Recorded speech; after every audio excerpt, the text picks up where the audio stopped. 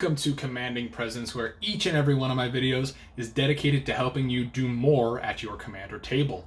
This week we are looking at a deck tech led by Glissa the Traitor. For a black and 2 green, you get a 3/3 legendary creature zombie elf with First Strike and Deathtouch. She reads whenever a creature an opponent controls is put into a graveyard from the battlefield or simply dies. You may return target artifact card from your graveyard to your hand. Now, this is a Golgari commander caring about artifacts. Normally, we see artifact strategies utilizing white and blue and red to do the things they do. Green tends to hate artifacts. Green is the color of removal when it comes to artifacts. So why would we play this commander over a traditional artifact commander? Playing some obscure cards. Glissa doesn't have a lot of artifact support being in black and green, so you get to play some really weird cards that you don't really get to play anywhere else. I personally love doing this. I love getting weird looks from across the table, asking, what does that card do? It's tons of fun to me. So if you love doing that as well, this would be a good deck for you. Next, it's still Golgari. We're still messing with our graveyard. It's going to be extremely resilient. We might not be pulling creatures back from our graveyard, but we all are pulling artifacts, and so our opponents are going to have a hard time getting us to a point where we can't do much, because we're always pulling from our graveyard and drawing more cards and playing things out. It's just really hard to knock this deck down once it gets going. And that is the final reason you want to play this deck, is get it going and play a long game. This deck thrives on turns 10, 11, 12, 13, all those double-digit turns. This deck will just win if it gets to that point. It's got so much recursive removal, some big bodies to just damage out your opponents once you've removed every creature on their board. If you like playing a controlling strategy that will win over the course of a couple turns through combat damage, this is for you. Notably, we're not doing any infinite combos in this deck. This is a pretty casual deck that's going to play with some really weird cards and eventually win through slow combat damage. So let's get into the nitty-gritty and talk about what makes this deck tick, starting with ramp. We have Mox Opal. This deck has enough artifacts to support it. Not every deck does, but we have about a 30% artifact count in this deck, so Mox Opal will almost always be active. It won't be bad to play down a 0 mana artifact that taps for any color we need. If nothing else, Mox Opal, this art specifically, has Glissa holding the Opal in her hands herself. So that's just a flavor win for me. If you play Mox Opal, please at least play this art. Second, we have Wayfarer's Bauble. This is a great card in any deck not running green. We've got green, so why the heck are we running Wayfarer's Bauble?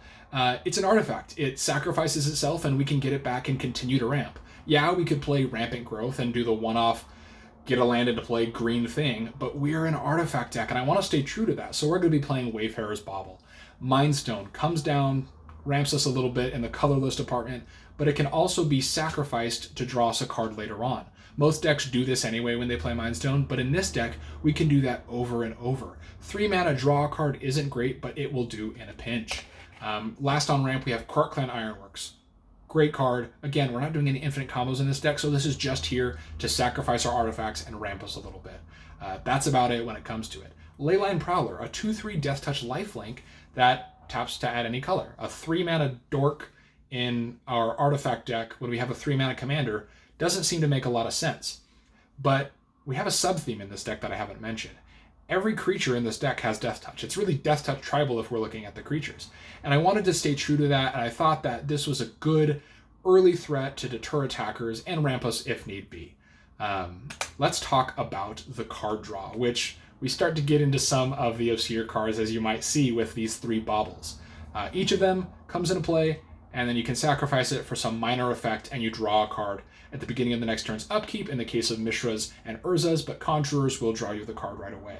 I don't care about the abilities for Mishra's Bauble or Urza's Bauble, but Conjurer's Bauble actually can work to hose other graveyard strategies.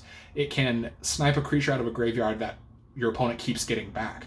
It can take out those lands that they keep sacrificing and playing back with their Windgrace deck or their Gitrog deck. It is really good and is more applicable than you might think. Outside of artifacts, for our draw, we have Harvester of Souls. This deck is all about removing creatures. So Harvester of Souls is just going to draw us cards every time we just do what the deck does. It's really good. It's a big death-touching body that can attack and block really effectively. Orin Frostfang, same thing. big body that can attack at a block and block pretty safely. Itself doesn't have Deathtouch, but when it attacks, it'll give itself Deathtouch. So it fits the theme, don't worry. The important text is, though, whenever a creature you control deals combat damage to a player, you draw a card. Combat, to me, is kind of boring. But Orin Frostfang adds a new level to combat. Normally it's about trading damage or creatures. Now it's about trading damage and card draw versus a creature. It makes the decision a little bit harder for your opponent, and you're really fine with either one. If they lose a creature, you're going to draw an artifact draw essentially from your graveyard. If they don't block, you're going to get some damage in, helping you out with that long range win, and then you'll draw a card off of Orin Frostfang anyway. Really amazing card, not super budget, but worth an inclusion in the deck. Skull Clamp is an artifact. If it gets blown up by a Vandal Blast or some sort of targeted removal, we can get it back really easily.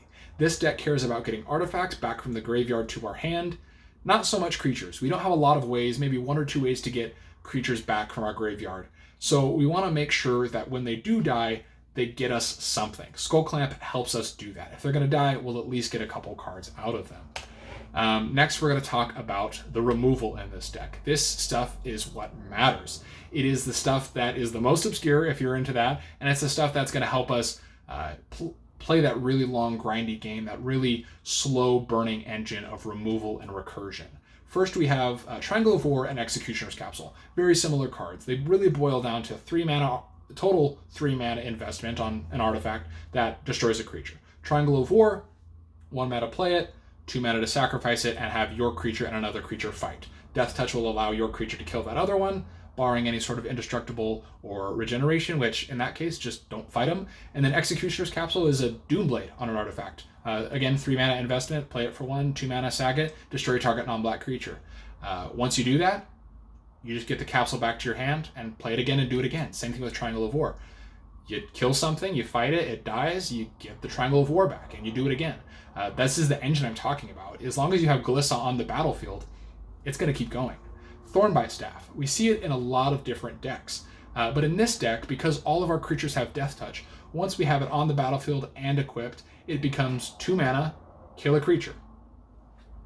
Because that 1 damage our Deathtouch creatures are doing will kill any creature they hit. Again, barring any sort of indestructible or regenerate.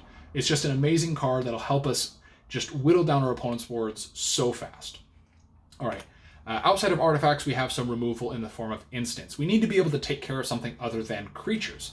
While we do care about destroying creatures in this deck, there will be problem enchantments, the Rhystic Studies, the Smothering Ties. They need to be gone. We can't have our opponents drawing cards and ramping that much. So Windgrace's Judgment helps us take out a non-land permanent on each of our opponent's boards.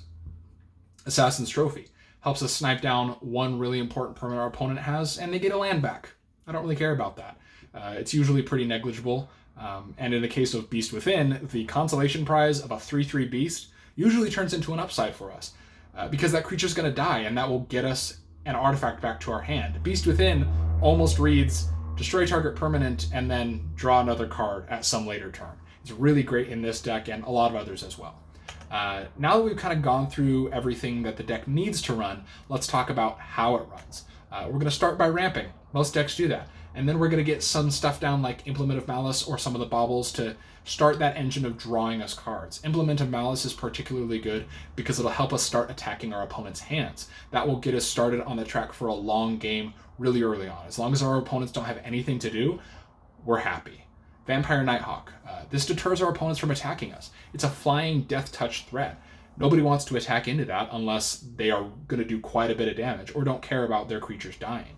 It also has lifelink, which helps us keep our life total up to survive 10, 11, 12 turn games. Once we've gotten down a little bit of board presence in the form of creatures, we want to protect them.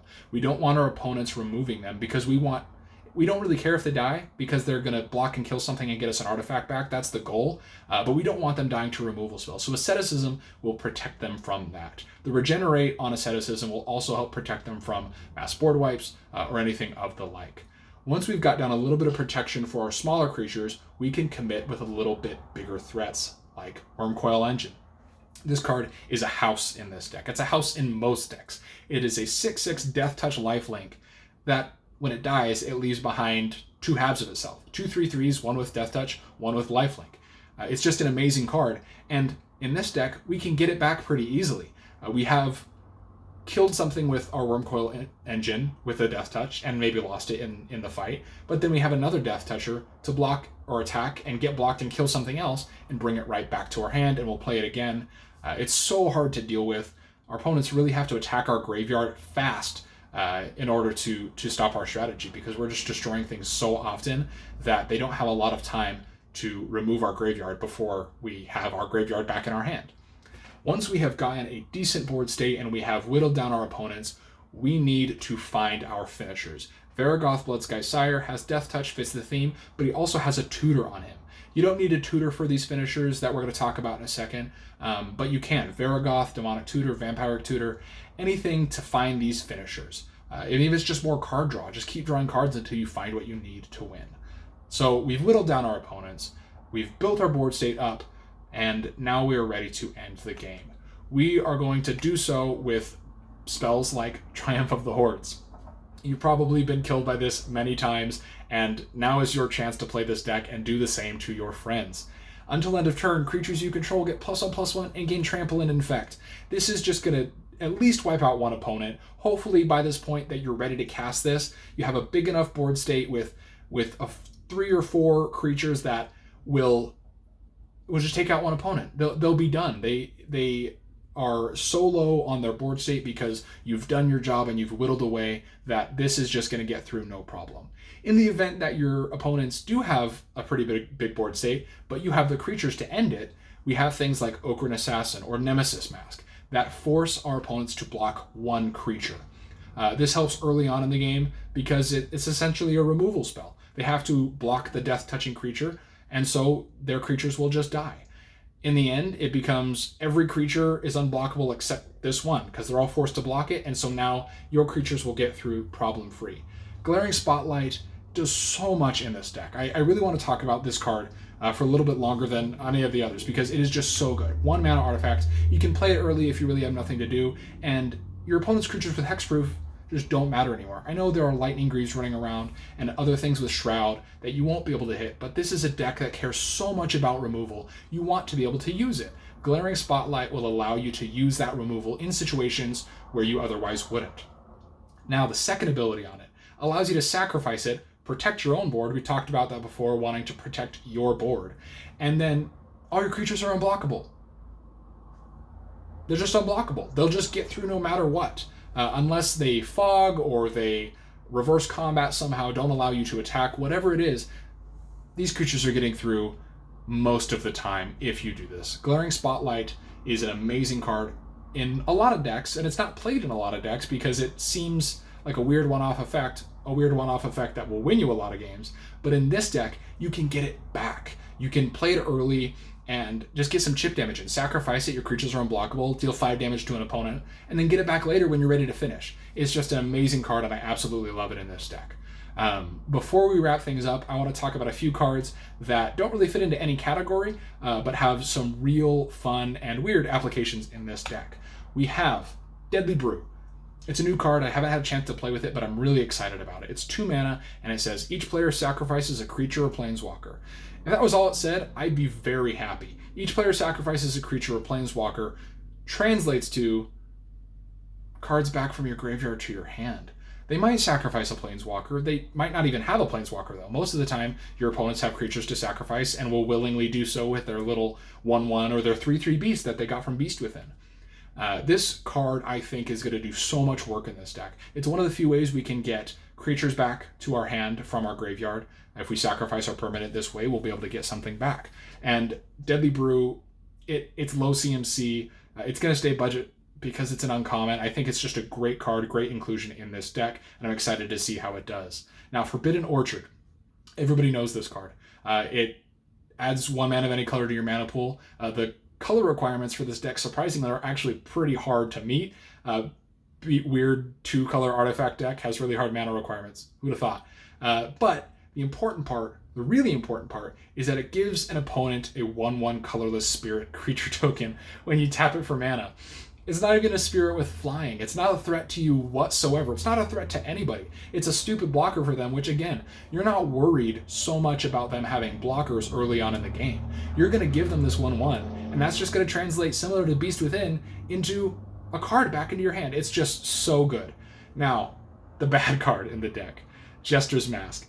This card is bad. It's a 5-mana do-nothing enchantment, or artifact. It comes into play and does nothing. It comes into play tapped. Can't even tap it for mana with like Clock of Omens or untap stuff with it doesn't do anything. It's awful, but I love it, so I'm playing it. When it does become untapped, you can pay 1 mana and tap it to sacrifice it. And read the text all you want. I'm going to explain it as I understand through the Oracle text. Your opponent takes their hand, target opponent takes their hand and puts it on top of their library. You then search that opponent's library for that number of cards that they had in their hand. So if they had 4 cards in their hand, they'll put 4 cards on top, and you will search their library for 4 new cards, which will become their new hand.